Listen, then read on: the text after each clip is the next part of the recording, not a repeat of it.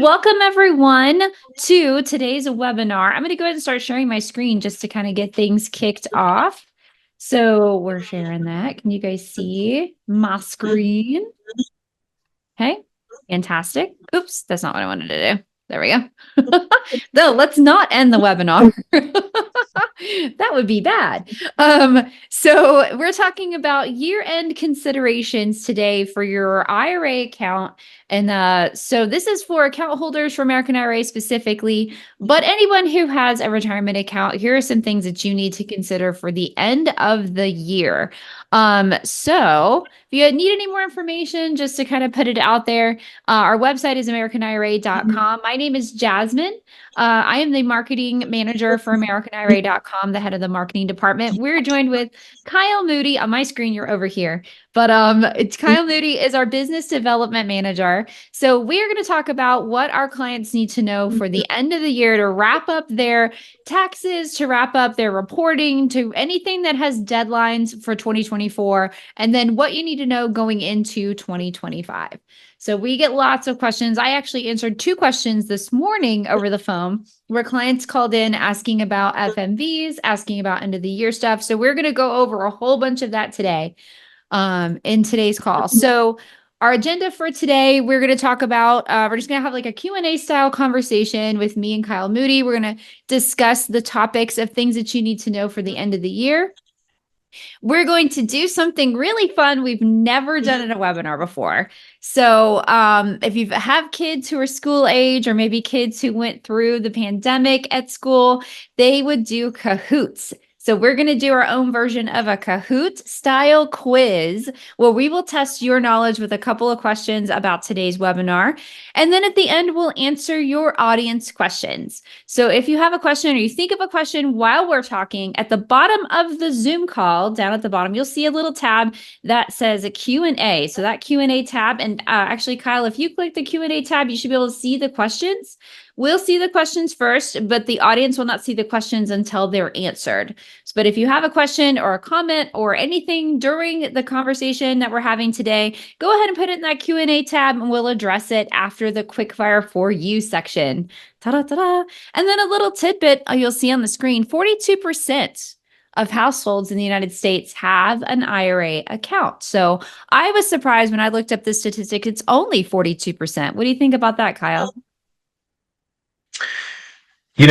With the number of folks that are out there today and getting back to work after the pandemic, and what the past few years have shown, and then of course also being a political year, not too surprising to me. I do think it's a little low. I would have expected it to be a little higher, but probably not as high as we've seen in past years.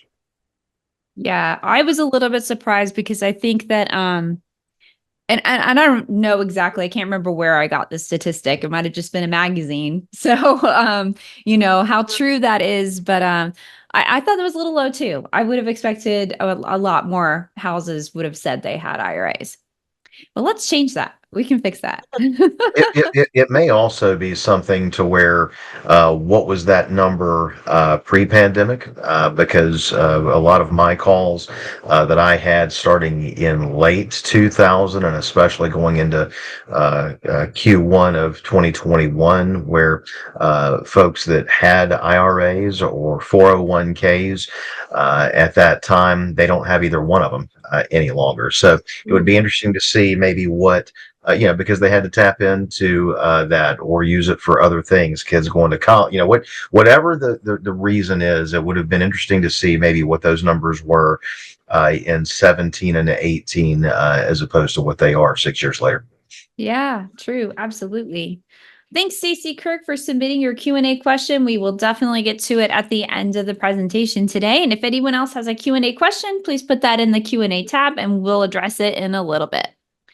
Okay, so Kyle Moody, first up, RMDs. What is it? RMDs stands for Required Minimum Distribution. I'm going to pull out my little cheat sheet. We have created, the marketing team, if I can find it. You guys will all get a copy of this. Actually, I'll send it when I send the recording link. And it is our handy little cheat sheet for RMD ages and contribution limits and updates for 2025. So, Kyle, what is an RMD? The RMD is going to be your required minimum distribution. Okay, and so one of the questions that I'll normally get, it's not too often that I'll get this.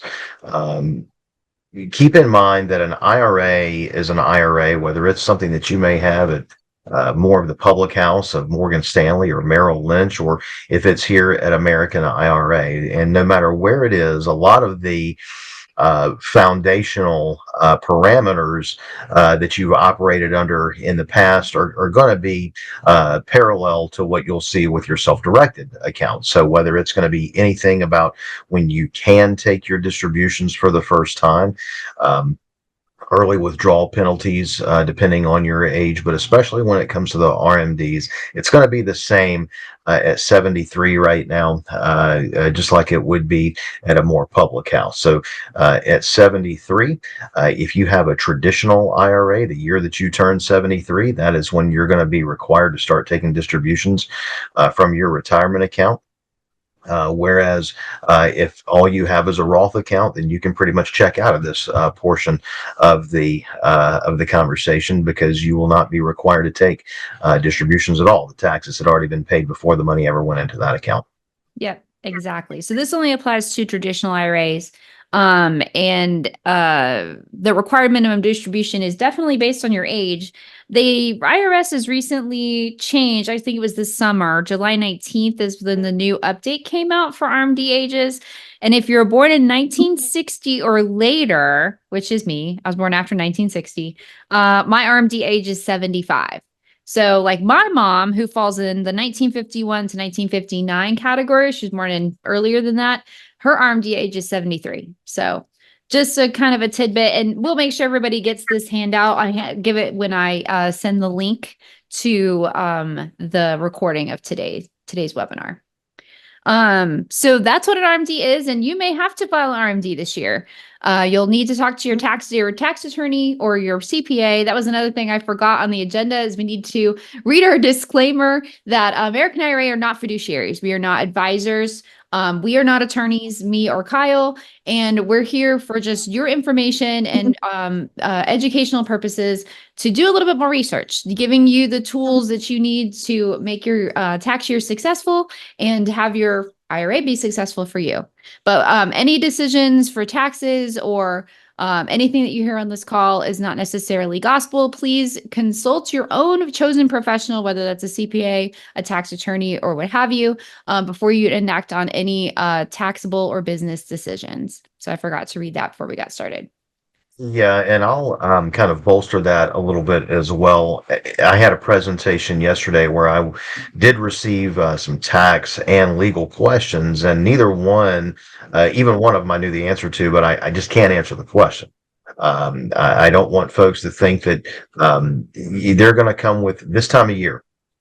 Especially, they're going to come with some or a lot of tax questions, and you're always going to hear not only me on the front end, and not only Jasmine in her capacity in a presentation, or any of our staff throughout the company of wherever your funding or investment may be. And even at the distribution stage of your account. But it's going to come with possibly some tax inquiries, and we just can't comment on those, because more than likely it's going to be specific to what your tax professional is going to need to go over with you. I mean, quite frankly, remember, all we are is the record keeper of the account. So we are, providing this information. We can't tell you where to take your distribution from. We can't tell you which account to even choose to set up. Everything is on the client, on their due diligence of the account that's needed, the account where they need to put the funds that best works for them. And aside from yourself, depending on your relationship with your tax professional, more than likely they're going to know your financial landscape sometimes better than clients themselves, but definitely better than us. And that's why you always want to tap into them for the specifics as they're germane to your investment or your overall finances. Yeah. So, in terms of American IRA, if you have decided that, or you know that you need to take an RMD, a required minimum distribution, we have asked that our internal deadline was in November to get those processed for the end of 2024.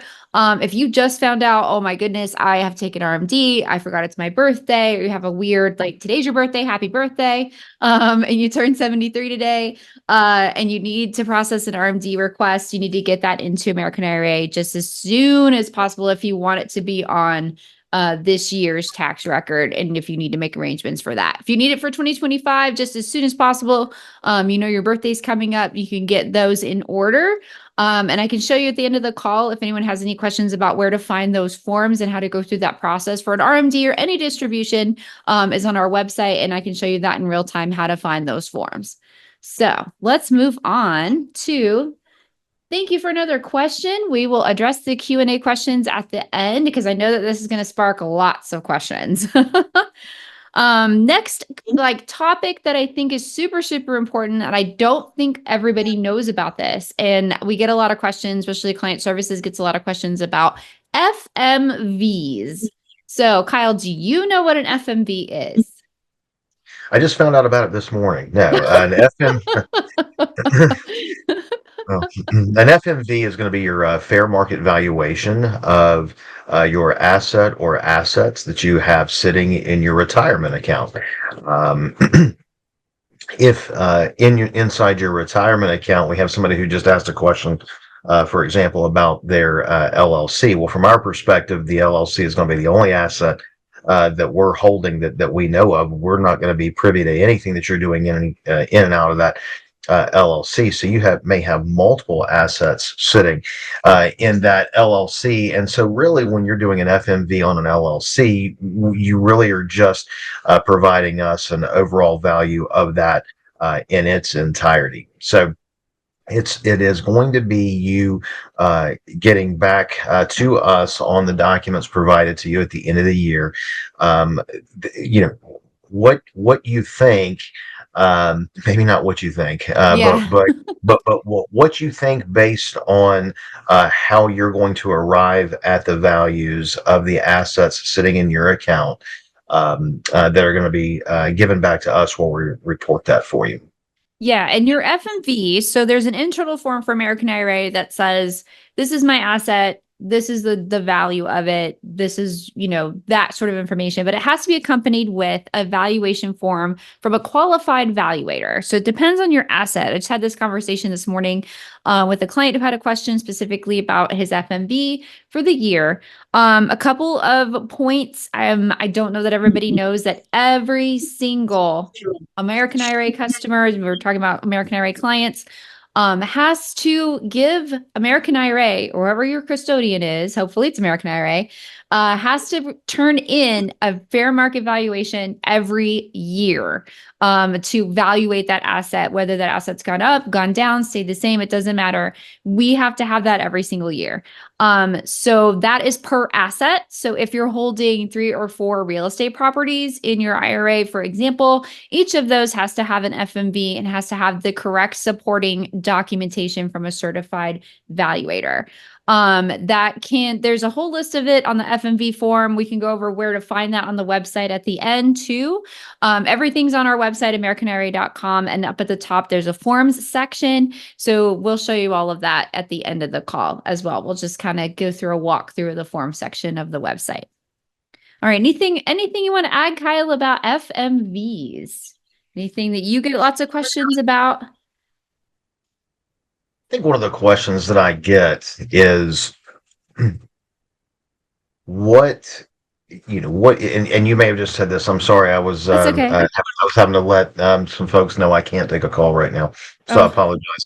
The list of what someone what is required for an FMV, is that what you were just talking about? whatever kind of questions you get in regards to FMV. I can't answer one thing. Commonly asked question, FMVs are due to us January 31st. 2025.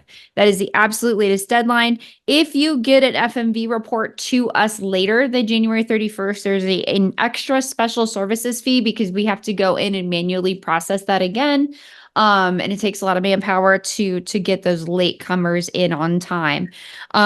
So please get your FMV to American IRA by January 31st, 2025. And everybody has to have that for every asset in their account. I will say that one of the questions I get regarding real estate inside of an IRA is, do I have to have a full license appraisal as an FMV or to support an FMV? And the answer is no. Now, there are multiple ways, whether it's going to be, a BPO, broker price opinion, to be able to come to the conclusion of the value of a property. There is a list that we do have on the FMV paperwork, and you'll be able to see that, on one of the sections of our website.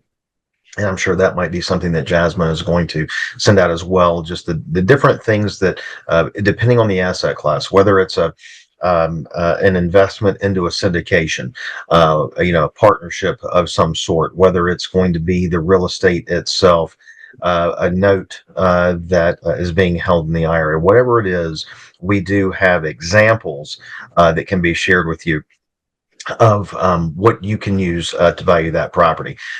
I'll piggyback on that a little bit to say, should someone be taking a distribution, and that being an in-kind distribution of an asset? Well, in that case, then yes, when you're talking about taking funds that you are going to end up personally using, it's going to be labeled as your income for the year.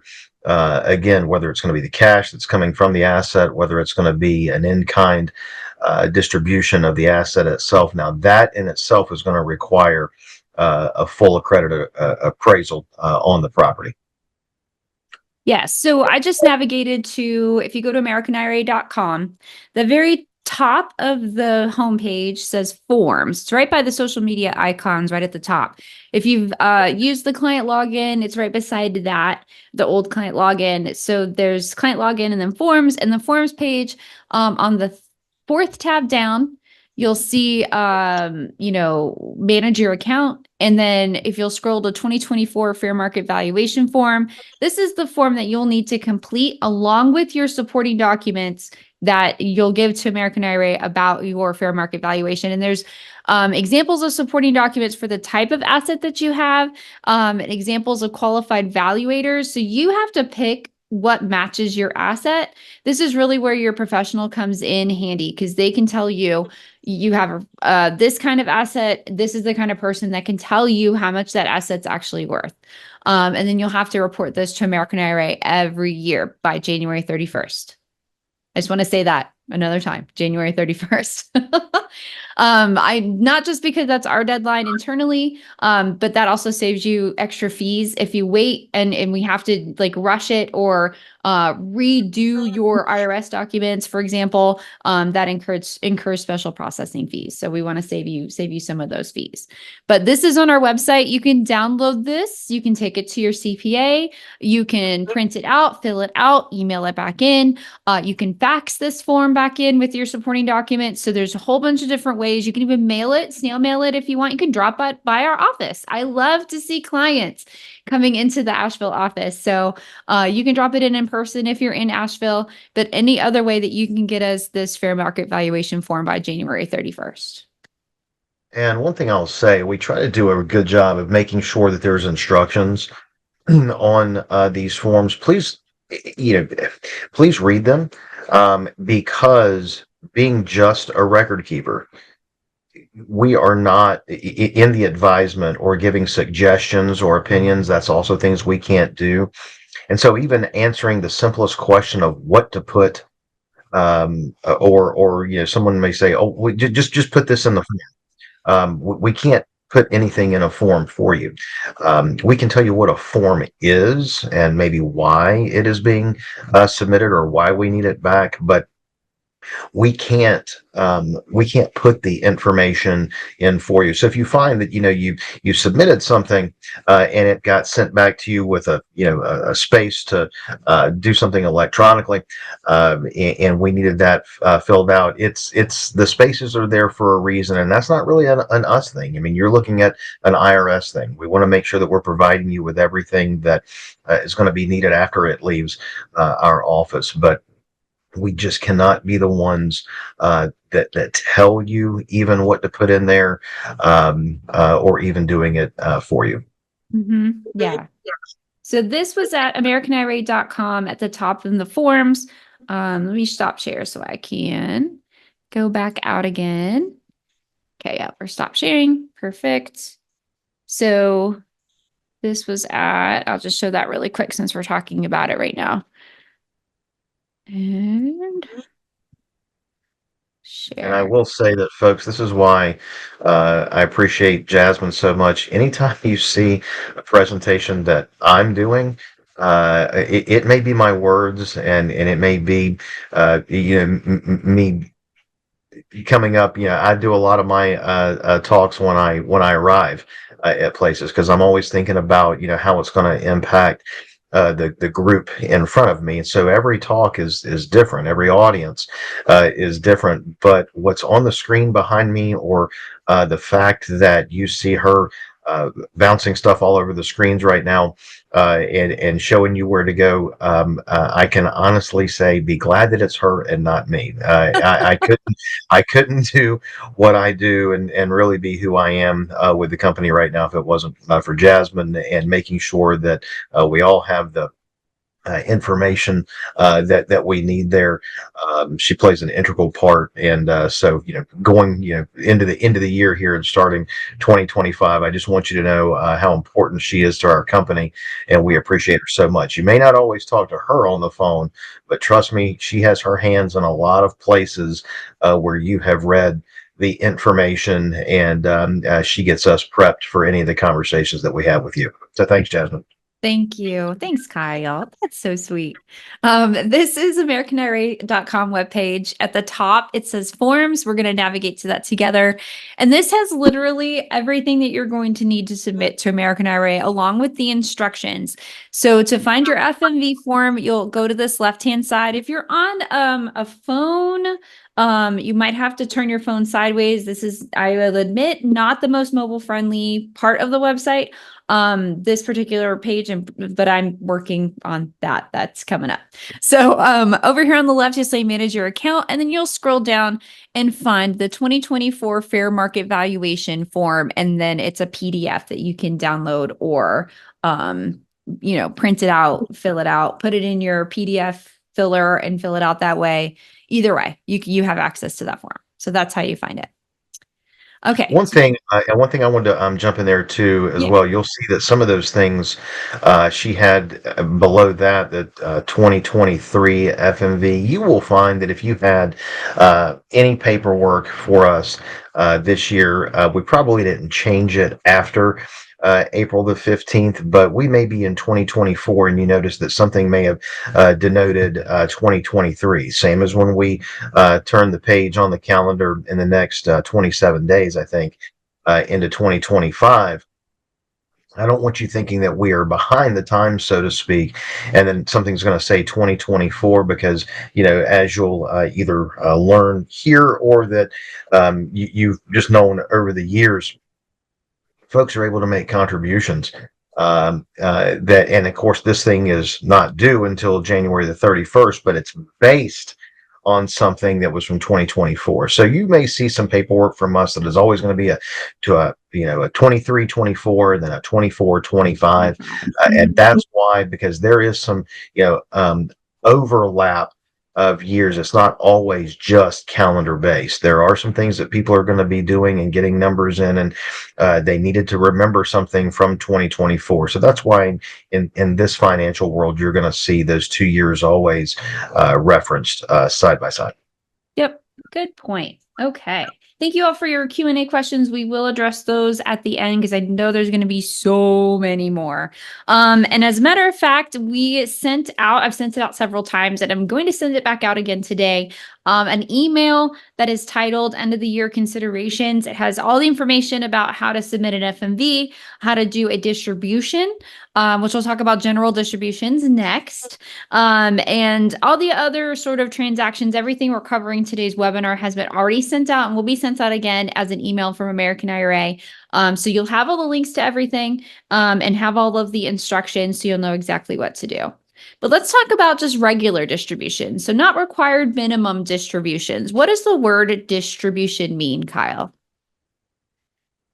Distributions are, and I'm gonna, I know that Jasmine has a full presentation on some things. So there might be some things that I say here that probably will be good for further on in the presentation, but I'll just knock my part out now. Jasmine and I were talking about this earlier. This always happens, whether in presentations, a lot on phone calls.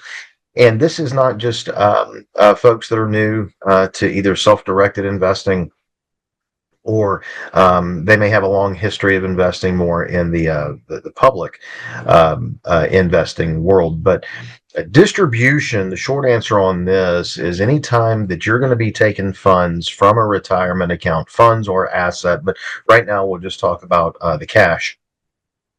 Funds from the asset and using it as your personal use. It's going to be and it's going to be attributed to you as income for the year. One thing that you'll notice, we've talked about an FMV, we've talked about an RMD, we've talked about distributions, and I would gather to say here that we may even have rollover and transfer somewhere in this slide deck. And if not, then I'm going to go ahead and talk about that along with distribution. Basically, just some of the vocab on some things. I got a question yesterday in a live presentation to a group that I was speaking with, and the question basically went, okay, if I take the money from my account to do the investment, how long do I have to get it back in there? Well, I know exactly what they were asking because they are coming from the. Jasmine, can you hear that on your side? Yeah, I can hear you. Yeah, can you hear that ringing on your side? No. Good. So, all right, let me get back over here to all of you. All right, there we go. Sorry about that. One of the I know what she's asking in the form of, hey, and she's coming from the more stocks, bonds, and mutual fund side, and getting funds into a self-directed to be able to use that, let's say, to make a personal loan or a private loan to someone, or even if she wanted to buy a piece of real estate. Well, in this case, and what a self-directed account is, and the beauty of self-direction is that property, that borrower, that investment into that syndication, it does not belong to you personally. It is all within the vacuum of the retirement account. It all belongs to the retirement account. And because of that, you are directing us, self-directed, but you are directing us on where to send the funds so that the funds go to that end user, or so that an asset is acquired and then held by the custodian. Okay, so with all that being said, when you direct us to move funds from the retirement account to an attorney's office for closing, for example, and then the asset is acquired, that asset is held by the retirement account and not you personally. Therefore, there was no taxable event when we moved the money from your account to the attorney's office. There's no taxable event on the back end when it comes in the form of rent, in the form of profit, because it all goes back to the retirement account and not to your pocket. Okay, that comes all the way back to this distribution here. When distributions take place, now let's look at it as again, we're not talking about a Roth distribution because you're not getting taxed on that. But if you're taking a distribution from a traditional account, then that's going to be a taxable event. That's income that you are now taking, okay, for that year. Yeah. So I think the distinction is definitely the distribution is you taking the money onto yourself. Like, And it's not coming back into the account. right. It's Okay, so not, that's you're the not other thing. intending to put it back into someplace else. It's you're just taking it out and you're putting it in your own checking account. Exactly, and in the example of the question that I was asked yesterday, I stopped and I said, okay, that's a great question because in your example, in your question, you're asking about taking money out of the account, so therefore it's a taxable event, going and buying a piece of real estate, which you're going to be paying the taxes on, and then also any profit that comes back from that, you're getting taxed on that as well. When the money stays inside of the retirement account, it's just being directed to make the purchase. So you're not taking distributions to make your investment. Okay, and that is just a difference that I wanted folks to be able to know. And I'm sure that we'll get to the difference in the rollovers and transfers later on. So I'll hold that part back. Yeah, we're going to talk about transfers and all of that here in a little bit too. Okay, so if you have any questions about distributions, we can answer those. Just put them in the Q&A section at the bottom. We'll get to as many questions as we can at the end. Okay. And then please if you have any distribution requests, if you are wanting to take money out of your retirement account, whether that's an RMD or if you've decided that you need to take a distribution onto yourself for whatever reason, have that done. I'd say as soon as possible to have it processed if you need it by the end of the year.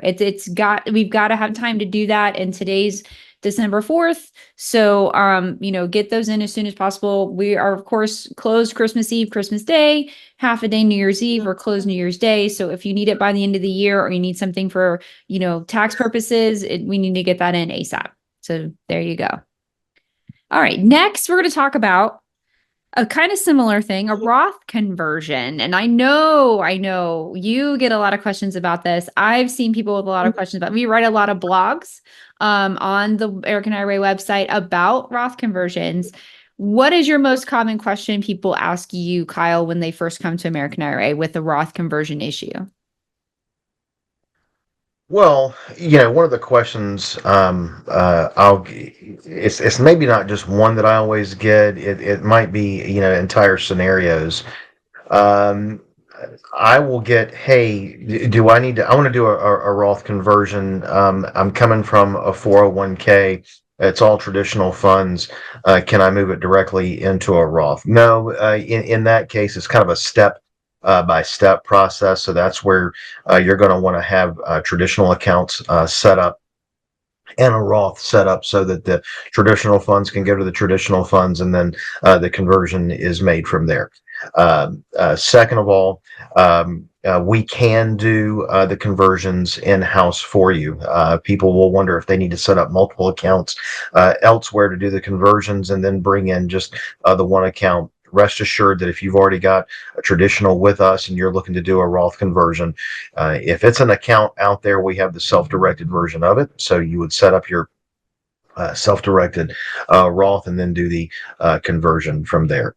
Another question that I may get is, do I have to convert it all at once? Now that probably is the most common one that I'll get, is that, do I have to do it all at once and take that tax hit all at once? And the answer is no. You can do the conversions at your leisure. They'll each have their own fee every time you do it, but you are able to convert little by little as you see fit, or all at once. I will also get the question of, well, what's going to be the tax hit to me? What's this going to look like on taxes? I don't know. That is going to be between you and your CPA. Again, they know your financial landscape on that. They know your maybe your tax bracket and everything else. All of that comes into play on the conversion. So just know that we can do it for you. If you don't already have the Roth, we can definitely set that up for you so that you can move that from your traditional to your Roth. But for the specifics of what it's going to look like and for any of the taxable events on that, you're going to speak to your CPA on that. Yeah, absolutely. This is totally one of those. We're going to talk a little bit about a CPA checklist or questions you should specifically bring to your end of the year or beginning of the year for 2025 meeting with your CPA or tax attorney, whoever's handling your IRS matters with you. That would definitely be one on the list. Should I do a Roth conversion by the end of the year? That would be a question for a CPA for sure. Okay. If you have questions about Roth conversions, you can leave them in the Q&A tab at the bottom of the screen. I'm going to kind of go a little quicker because I think we're having a really great conversation, but I've got some more segments and lots of information in today's webinar. So we might go a little bit fast, but I want to talk a little bit about other transactions. And this is just a friendly sort of PSA from our transactions department. If you've called into American IRA and talked to anyone in our transactions department, they just want me to let you know, please check your email for any pending right signatures from the transactions department. So if you're processing a transaction, you want it done by the end of the year, you need it done quickly. Most of our clients do need their transactions done quickly, whatever that transaction is. Check your email, make sure you don't have anything pending, no corrections. Check your spam folder, your junk folder for anything from right signature for American IRA. That's the program we use for e-sign. You may have something sitting there, it may be something that's bottlenecking the process, but that would definitely be some place to check if you're waiting on a transaction to be processed. So if you have any other transactions or sort of payment authorizations, any other form that business that you need taken care of by the end of the year, please make sure you get that in ASAP. So if you have a payment authorization, or a lot of people are submitting payment authorizations, that's a payment authorization, just to give you a little vocab. That is a form that directs American IRA to pay money from your retirement account towards an asset bill, for example. So if you have a tax bill that's due, the IRA account needs to pay that tax bill for that asset. Whatever the case may be, if you have a real estate, you need to pay a plumber. You would do a payment authorization form directing American IRA to take that money and pay that plumber from your IRA account, because the IRA owns the asset and needs to pay the bills for it and the taxes and that kind of thing associated with that asset. So any of those need to be done by the end of the year really need to be done today. Go ahead and submit those today if that needs to be done by the end of the year. That way you have plenty of time. I would say even before Christmas, there's 20 days till Christmas Eve. That will give you lots of time to get those processed if you need them by the end of the year. Do you have anything to add to that, Kyle? I would really just say that, and look, you're coming from a guy that I'm not so much as a procrastinator. Yeah, that might say, "Hey, I'm going to stop procrastinating tomorrow," but I will put a lot of personal things off because I am busy. Just with work and travel and everything else. And don't let that happen to you when it comes to deadlines that are not our deadlines. We're just reporting these to you. This is an IRS deadline, okay? And keep in mind that it's an entire company. There's lots of clients, and I kid you not, the last week of December does become quite busy. And so I have educated folks over the past few years to, really, instead of, some things that people would have held off until that last week of the year, really just consider December as the entire month. And if you haven't done something yet, or if you've started it, it's not going to take you long. Go ahead and just finish it up, work with our staff, because it is going to get down to the narrow point of the funnel. And you want to make sure you just don't want to be left out on some things that just quite honestly can't get processed, because we may have received it in the time, but there has to be the time to process and take care of things. And sometimes you just run out of time on that, especially with early office closures. Jasmine's already mentioned it. Now we will have those announcements going out throughout the month as well. Mm-hmm. Yeah, absolutely. Okay, so next we're going to talk about transfers. So I kind of grouped like transfers as in you want to transfer money in, you want to transfer money out, whether that's a rollover or a distribution, rollovers, direct rollovers, indirect rollovers, all of those things. If you have anything that you need to have done by the end of the year, we need to have those buttoned up as well. So did you want to talk about rollovers or transfers or indirect rollovers? And it was a little bit about distribution, where you take money onto yourself. If you intend to reinvest it, an indirect rollover, direct rollover. Do you have any insight into that, Kyle? Yeah, all I'm going to say is that I know we're running low on time, and so I'm going to let Jasmine drive the most on this. But here's one thing I will say. I will get someone saying that they're going to be doing a transfer when they're in the middle of a rollover, or they're going to be doing they know that they have to do a rollover, and they keep calling it a transfer. And so what's really important, and I know it sounds like people might be getting corrected, or that we're saying, well, no, that's really not what it is. It is that in this business, and for our staff, every word means something, not just the phrase, but every word means something, and it actually could mean something different. So, if you don't know what a rollover is, if you don't know what a transfer is, you want to make sure that you're up to date on that. Quickly, I will tell you, a rollover is when someone's going to be coming from what I call the four plans: 401k, 457, 403b, and maybe even a TSP, which is the military's version of a 401k. So anything that's coming from what I call a four plan and going into just say a traditional IRA, or going into a Roth, that is an unlike. However, and so if it's unlike, it's going to be a rollover. However, if it's going from a like to like, you've got an IRA at Schwab, you've got an IRA at Fidelity, you've got a Roth account of some sort at Merrill Lynch, or you've got a SEP or a Simple somewhere. All of those are IRAs. And so if it's going from an IRA platform to our IRA platform, that's a like to like, and that's going to be a transfer. So Roth are different account types, transfers are like to like. Yep, that was a really good synopsis of the vocabulary terms.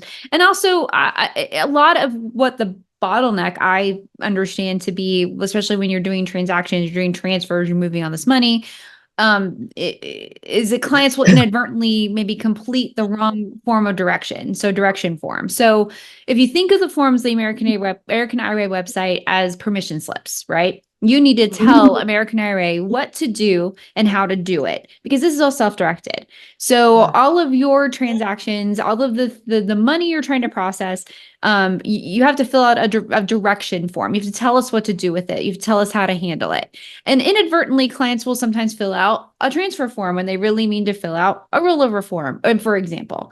So, knowing what you're trying to tell American IRA to do with your money and making sure that that's the correct one the first time, that'll save you a lot of time when you're trying to process your stuff, especially for the end of the year.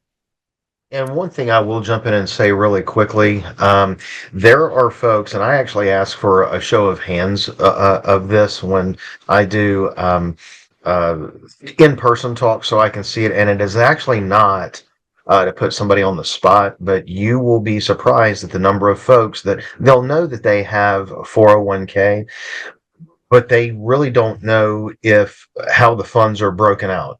They don't know if it's all traditional.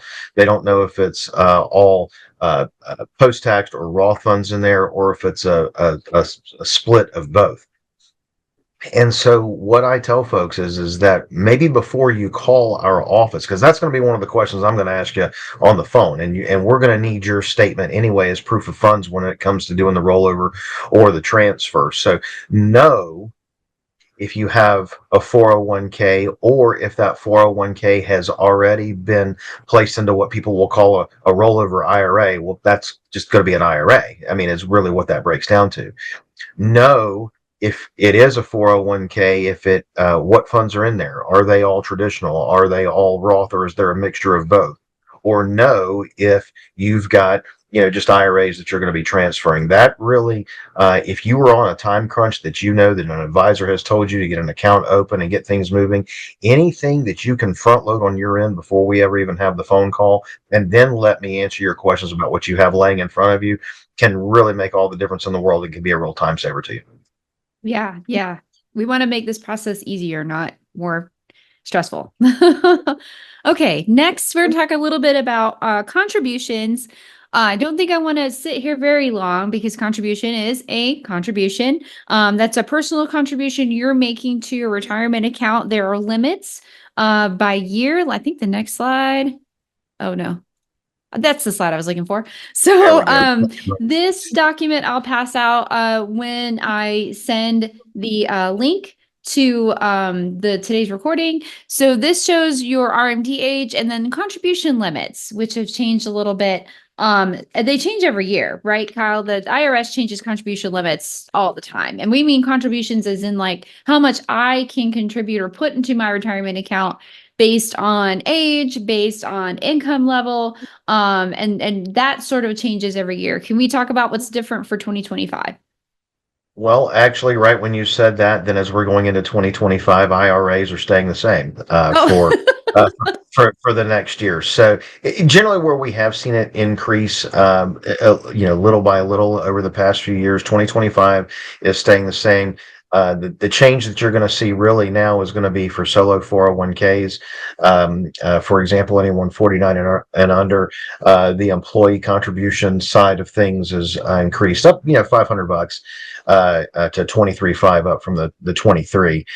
Contributions will remain the same at 7,500 on that for anyone 50 and older. But I'm going to just mention this. We'll move on. You're going to have this. We may get some questions on this. Definitely talk to your CPA about it. I'm just going to read it out right here. There's something called the super catch up now, and it's kind of embedded in between age classes. Okay, so that's the important part of this. So for solo 401ks, anyone 60 to 63. Okay, so you have made it to the 59 and a half, or excuse me, you've made it to 50.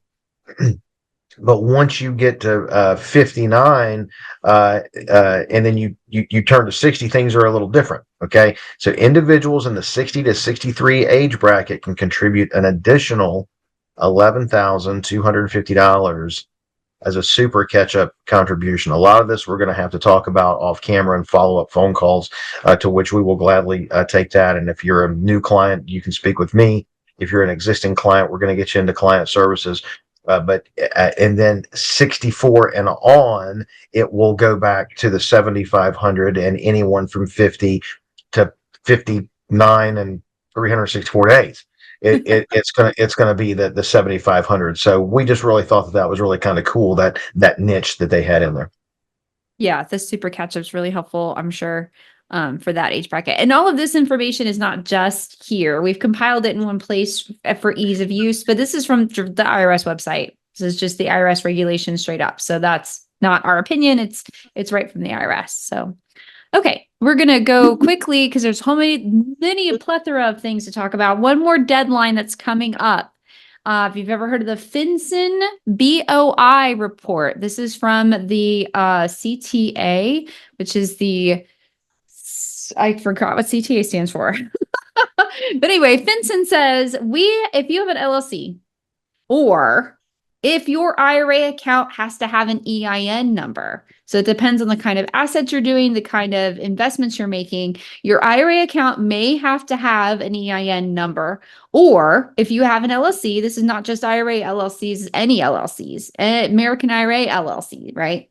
So if you have an LLC privately or with your IRA, maybe a checkbook control IRA that has an LLC, you have to report the beneficial owner information to FinCEN. The deadline on that, I've heard two different sources. Christmas, I think, was one deadline, and I think that makes sense. If you just tell yourself, I have to do this by Christmas, you'll get this done. The other deadline I saw while doing my research was that any LLC that was created prior to 2024, so up until December 31st, 2023, you have until New Year's Eve, December 31st, to report your beneficial owner information to FinCEN. If your FLLC is created in 2024, which is a little late for those made in January, but you can catch up. And if you make any, like an LLC tomorrow, you have 90 days from the time you file your LLC, your organization, your articles of organization in your state, you get your EIN number, whatever the purpose of that is, whether it's for an IRA or not. If you have an LLC or you are involved in an LLC, that LLC has to report to FinCEN their beneficial owner information. Now, I say that blanket statement. There are some exemptions. There are kinds of LLCs that don't have to report, and all that's listed on the FinCEN website. There's a couple different ones, depending on the kind of business your LLC conducts, that don't have to report beneficial owner information. But most of you all listening who have an LLC are going to have to go to FinCEN and do this beneficial owner information report. So it's not hard. I went through and did a fake one up until I actually submitted it, just as I could see what the questions were. It's pretty involved. It's very detailed. A couple of common questions are, what are you going to need to fill out your beneficial owner information? You'll need a photo ID. They'll actually ask you for a picture of a photo ID. So if your CPA or tax attorney is filling this out for you, they're going to need a picture of your ID because you're the beneficial owner. They're going to ask kind of invasive questions, such as the birthplace of the beneficial owner, the EIN of the LLC that you're reporting about. So those are some of the information you'll have when you sit down to do this report. It doesn't take very long. It takes about 15, 20 minutes if you read everything carefully to sort of go through the whole FinCEN reporting application. So this applies to people at American IRA, clients of American IRA. If you've been told by your professional that your LLC, your IRA has to have an EIN based on your assets and your investments. So there's a criteria for that. You'll need to ask your tax professional if your American IRA account has to have an EIN number. If you have a checkbook control LLC, you have to report that LLC.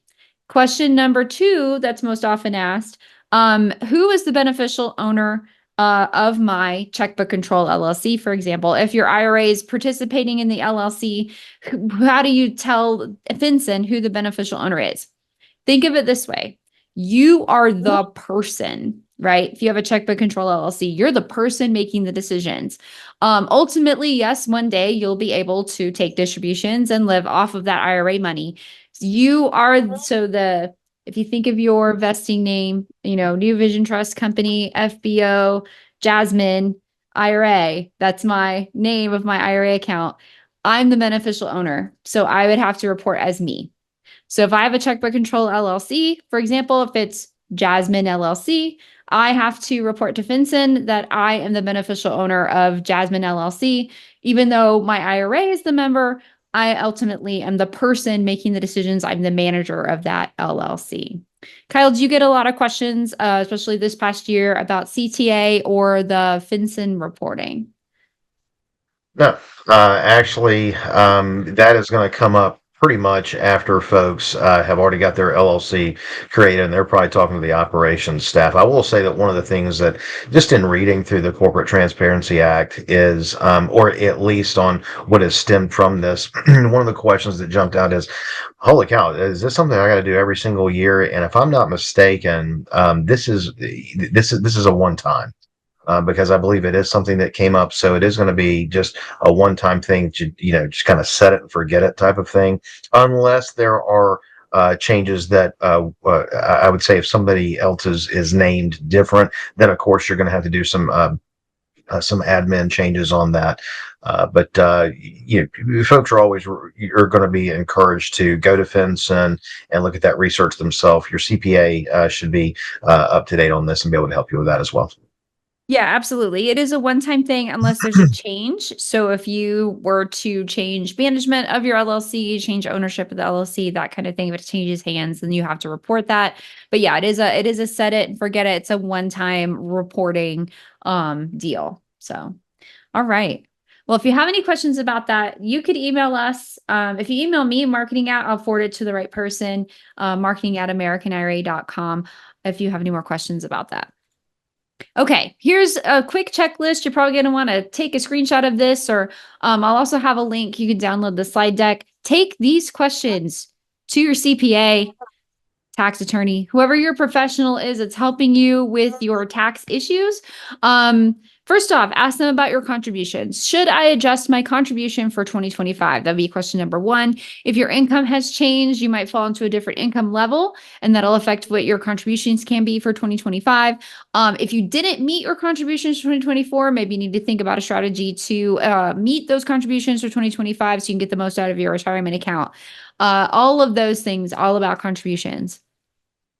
Ask your CPA about any tax penalties. So we can't give you tax advice. We can't tell you how to move money around or use your funds in the right way to mitigate tax penalties, but just, make good choices, and your professionals should help you make those good choices about your taxes and what your tax penalties will be for certain decisions.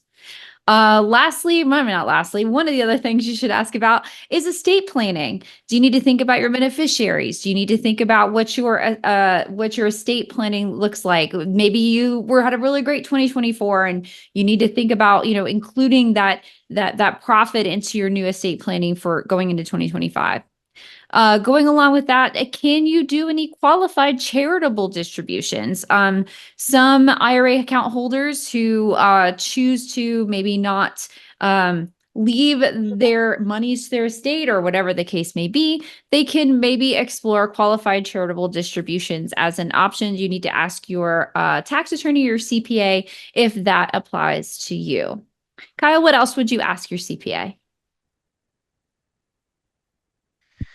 I wouldn't go so far. Well, it may not be completely what you would ask your CPA, but you just touched on something a second ago of really how you're trimming everything and making sure that you're in the know and what you do take to your CPA. I think it's just the act of itself.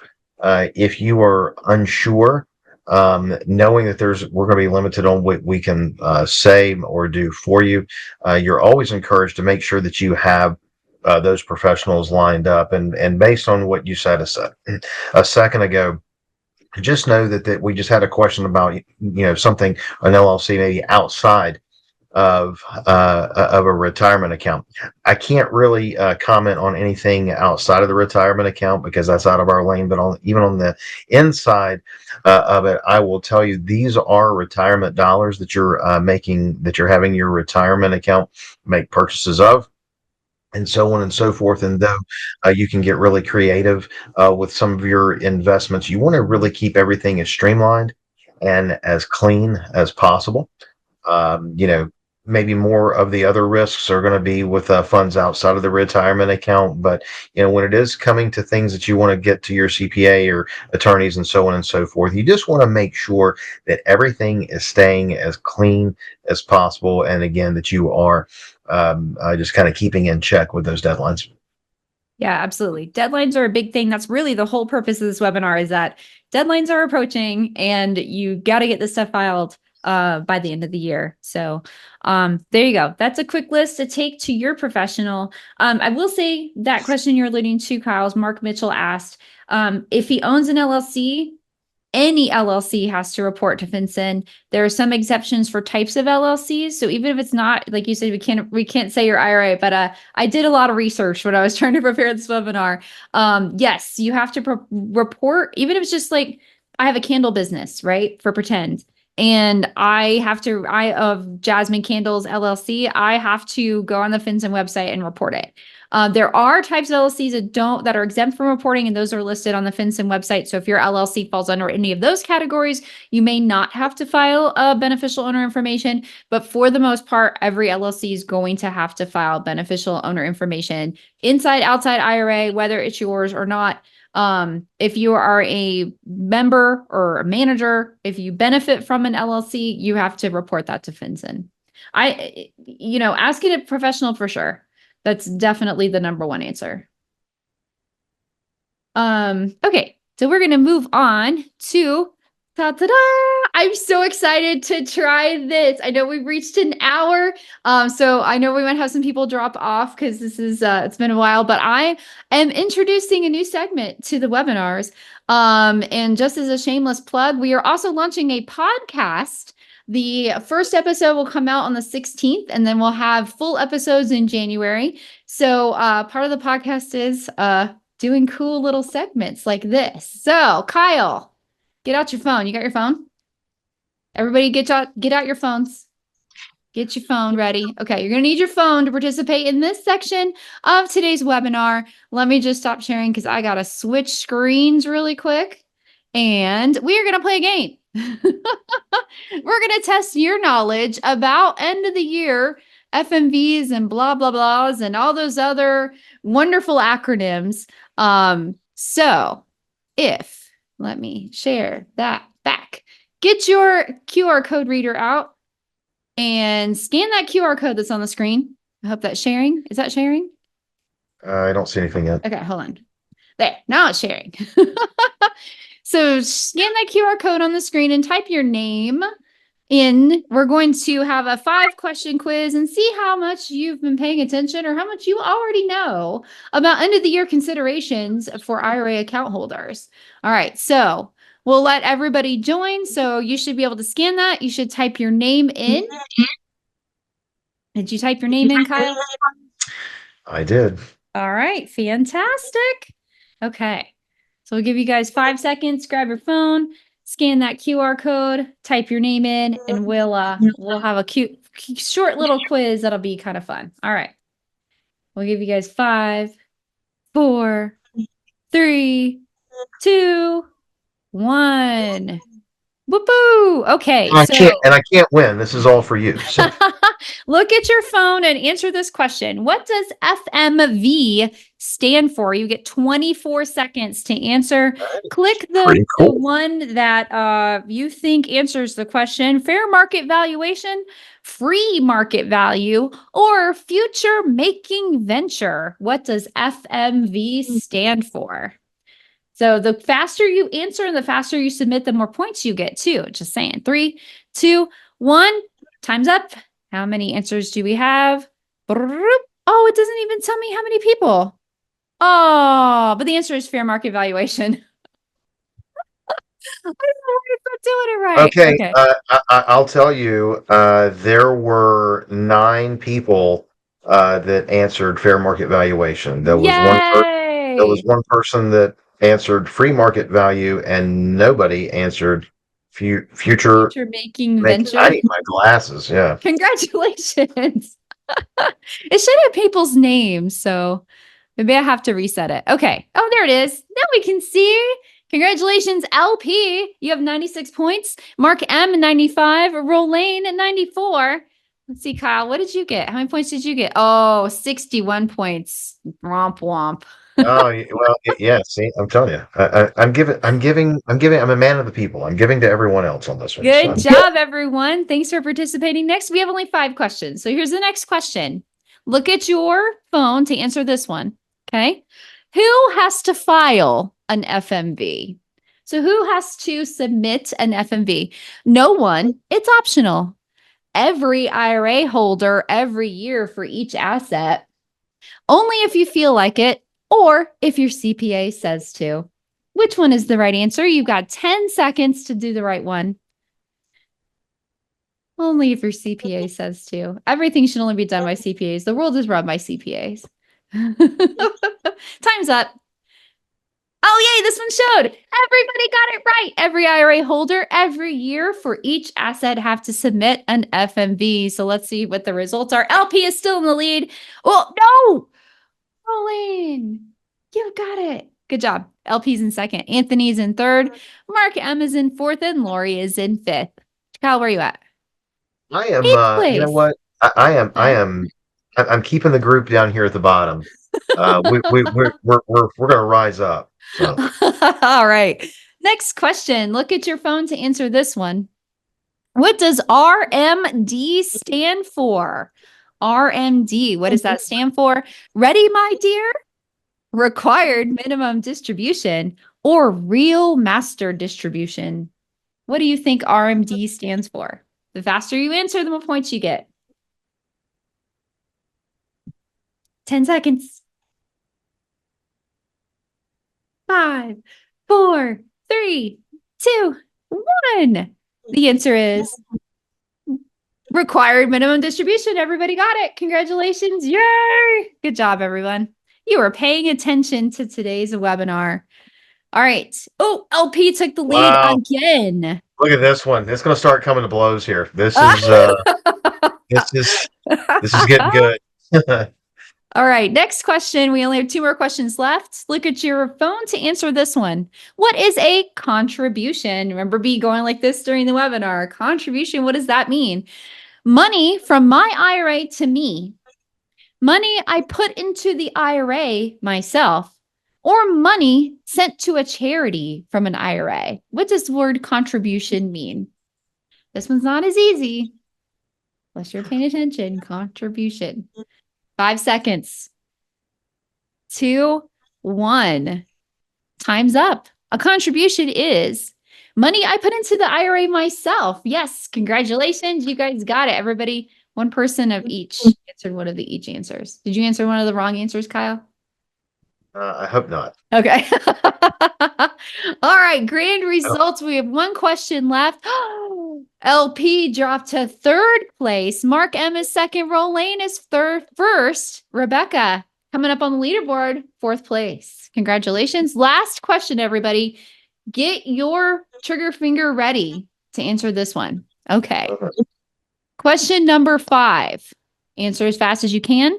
When is the FinCEN BOI deadline? When is the FinCEN BOI deadline? You can answer more than one. You can select both. Select one. 12/31 for entities made before 2024.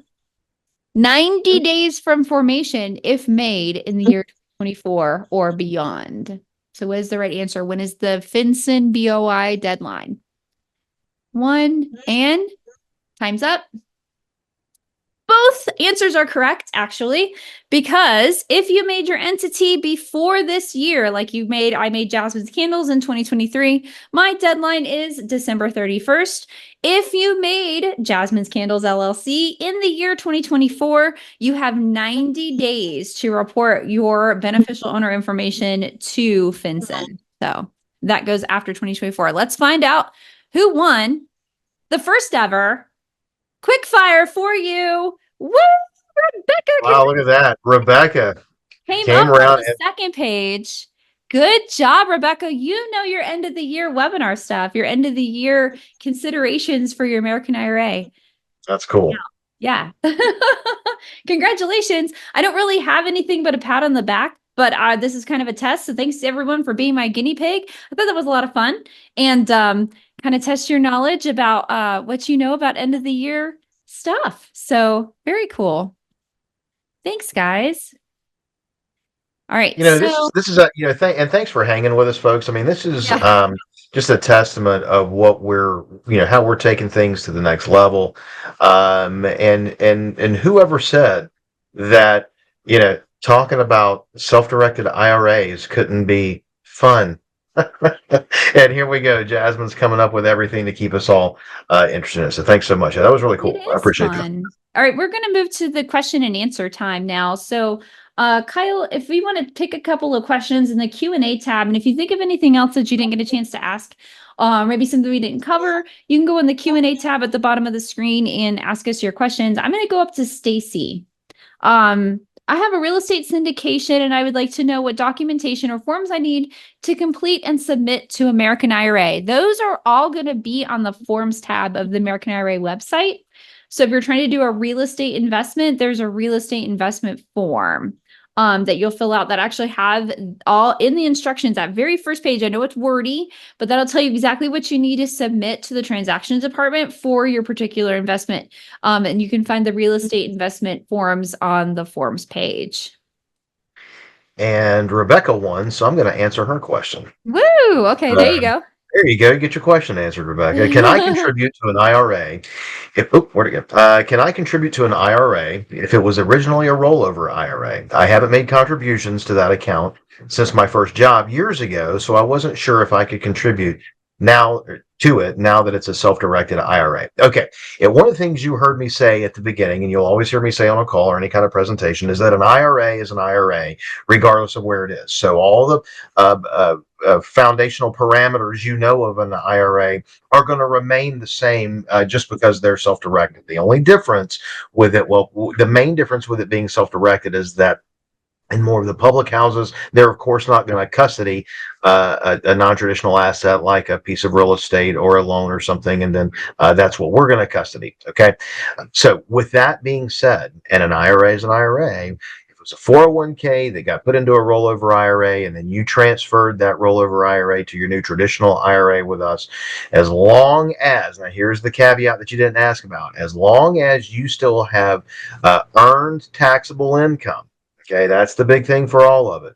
No passive income, but if you have earned taxed wages, then yes, you are able to make those contributions all the way up to your ceiling or your max of what you're able to do, 7,000 or 8,000 going into 20 or the end of 24 or into 25, you can put that into your new self-directed IRA. So rollover IRA became a self-directed IRA. Yes, you can still make the contributions in that.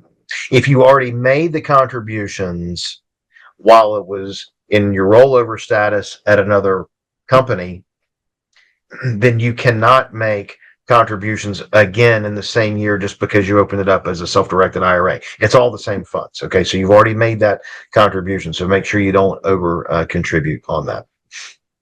Somebody is listening to the webinar out in the office and I can hear you. So I'm like, hi, everybody at American IRA. Thanks I for don't, listening. wow, that's amazing. They're paying attention.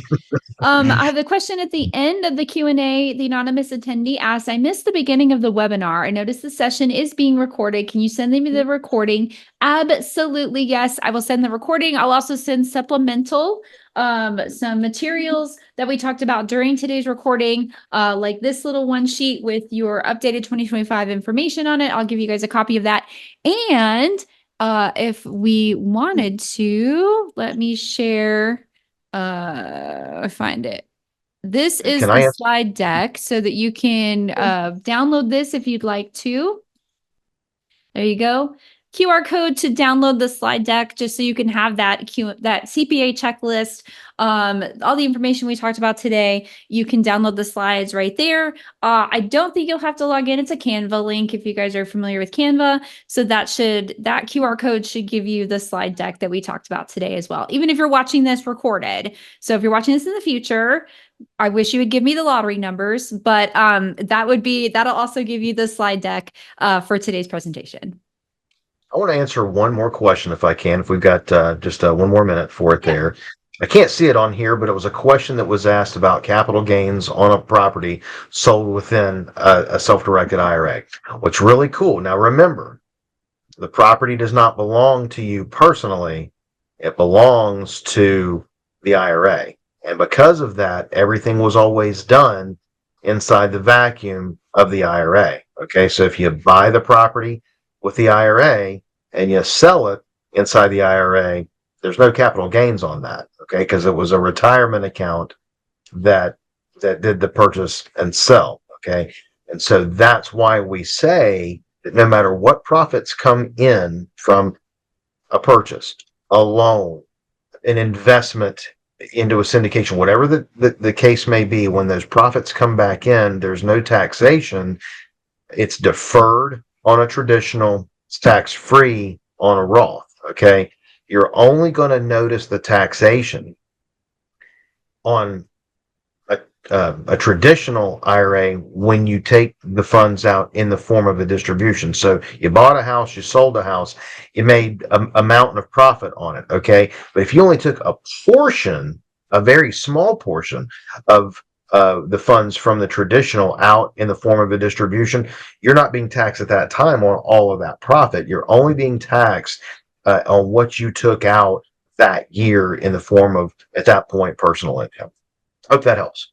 Yeah. So I have a couple questions about FMVs. I think we can answer all at once. Do you need an FMV for an unsecured note in your account? Yes. Every asset every year needs an FMV, even if that asset doesn't change value. So if you have an unsecured note, it hasn't changed in value year to year for several years, whatever the case may be. Yeah, every asset, every account needs an FMV every year. Our FMV for note holding properties. Ooh, for note holding properties. That's kind of complicated. I believe so. The blanket answer is yes, an FMV for every asset every year for your American IRA account. Is there a fee for an FMV if sent before January 31st?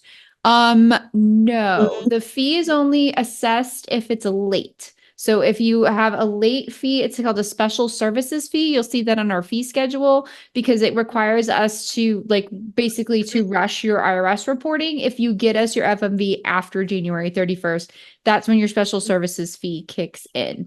So I hope that answers that question for you. One more, if you own a portion of a real estate asset, is your valuation for your portion or for the total value of the asset? I'm That's a really good question. I haven't had that question before. I think that's going to be a CPA question. What do you think, Kyle? Yeah, I do. Basically, here's the thing. You are going to face taxation if there is a partnering and you being a disqualified party. If you did partner at the time of acquisition and so funds are coming back in to you personally, there's going to be the taxation on that. Obviously, there's also going to be the FMV has to come back for the retirement account itself, and then really based on the percentage owned by the IRA. Now, again, that's just going to be the pebbles of information right there. Your CPA is going to give you the sand in between the pebbles on exactly how that's going to look and how it's going to work. Yeah, exactly. I think you answered Rebecca's question about contribution to an IRA. That was a rollover. That was the question you answered from Rebecca, right? Is that right? Yep. Okay. So, Last day to pay an RMD, last day to receive an RMD. It has to be filed before December 31st, and it depends on your birthday. So that's a little bit tricky. But if you want something, basically the gist of it is if you want something to count for 2024's tax year, you need to get that in and processed and done by the 31st, just so you could have that all ready to go. So if you're looking for something for tax purposes that needs to be filed and done and finished, have that done by the 31st. Okay. So we're about out of time. There's a couple more questions. Can you use a licensed realtor to do an FMV on real estate? It's difficult to get the broker to do this. If the realtor can provide an appraisal, we're really just looking for a accredited person, a qualified person to provide that valuation. So if you're looking for a realtor to do an appraisal, like a formal appraisal, tax records, no. Okay, Kyle says no. well, what I'm saying is that a real estate broker is not going to be a licensed accredited appraiser. I mean, they can be both. Obviously, somebody can have multiple professions, but I will tell you that just from my knowledge of my background in real estate, we're going to wear one hat or the other. If you need an actual appraisal, and again, think about distributions, selling a property from the retirement account, all of that is going to require the tax value of that property at that given time, and then that's what's going to take the appraiser. Can the real estate broker give the BPO or the CMA? Sure, and you're right. I mean, maybe a broker here and there will do you a solid and do it for free. A lot of them aren't going to do that for free. They're going to maybe have a fee because that's part of their business to do. So whether it's going to be tax records, the BPO. I mean, I wouldn't be surprised if someone's going to charge for that. Generally speaking, it's probably not going to be anything compared to the overall price of a full-on appraisal. There you go. The last question, I don't know if we can answer this. About a checkbook control LLC with a checking account at my local bank from my Roth IRA to American IRA. I've had some difficulty figuring out how to move funds to from my Fidelity Roth IRA. Last I heard from Fidelity, this should be allowed. My accountant thinks this should be okay as well. Is this correct from your understanding? I can answer that. You're coming for the Roth from Fidelity. Do you want to put it in your checkbook control LLC? I think is what the question is. Yes, you have to move the funds to your Roth account at American IRA, do an additional capital contribution call for your LLC, and then that's how your money would get into your LLC. Do I have that right, Kyle? Do you have a puzzle Well, look? no, it's not that. I can't see the questions up on my screen anymore, but I will. Oh. Or maybe never mind. That's my fault. There we go. I think really what I'm hearing on this is if they want to take money from their Fidelity account, they want to make sure that it's in their LLC. The way I'll answer this question is just always remember that the retirement account itself, the Roth IRA itself, the self-directed Roth IRA, That's the nucleus. I mean, basically now that's the liaison between your Roth at Fidelity and your LLC. So everything needs to go LLC. from the Roth at Fidelity Roth into Fidelity. the Roth at American American IRA, IRA and then the direction to your of LLC. investment letter, you're putting those funds into the LLC. Remember, you can't arbitrarily just put funds directly into an LLC, and you can't take funds out of it either. You can use the funds from the LLC to make an investment where everything is going to come back into that LLC. But if you think that you're going to be paying yourself out of the LLC, you can't do that. And if you're going to make a contribution on something, it can't go from where the funds are now directly into the LLC. It's always going to need to go through the self-directed account first. Yeah. Fantastic. All right. So it's been almost an hour and a half. This is our longest webinar yet, Kyle. So I know you've got to get back to what you do day to day, and everybody else needs to get back to lunch, I'm sure. But if you have any other questions, here's Kyle's information on the screen, kyle@americanira.com, or I can be reached at marketing@americanira.com. If you have additional questions, I can get you to the client services team or whoever can answer your questions for you. If you want to open a brand new account, call this dude. 828-412-8123. And he and our business development team will help you get a brand new account established with American IRA. Tell your friends, tell everybody you know about American IRA. So we would love to work with you, your colleagues, your friends, your family. Get them in touch with Kyle. He can help them out. It's going to come directly to this phone right here. So you can I don't know if it's a good or a bad thing sometimes, but you can reach me whenever within reason, and wherever I am. If I'm on the road heading to an event, I'll still be able to talk to you. Second thing too is if you have a non-working spouse who's listening to this with you today, always remember that they're included just because they don't have the earned tax wages. If you do, and you can cover both, which most people can, then the great thing is they are just as eligible to have a self-directed IRA as well, and then you're making the contribution on both. So keep in mind for spousal accounts as well. I'd be more than happy to take care of the whole family. Fantastic. Well, thank you so much, Kyle. Thanks for joining us. Thank you, everyone who gave us your lunch break today. And if you're watching this recorded, thanks for watching. Make sure you get those slides. Follow us on social media. We're on Facebook. We're on LinkedIn. We do reply to messages or comments on Facebook and LinkedIn if you leave something at our American IRA page. But yeah, we would love to hear from you. And if you have any other questions, let us know. Thanks so much for watching. And our next event is on Monday, December 9th. We have the Investors Roundtable. We're only allowing 50 registrants, and it is not recorded. This is a live virtual networking event that we hold like twice a month.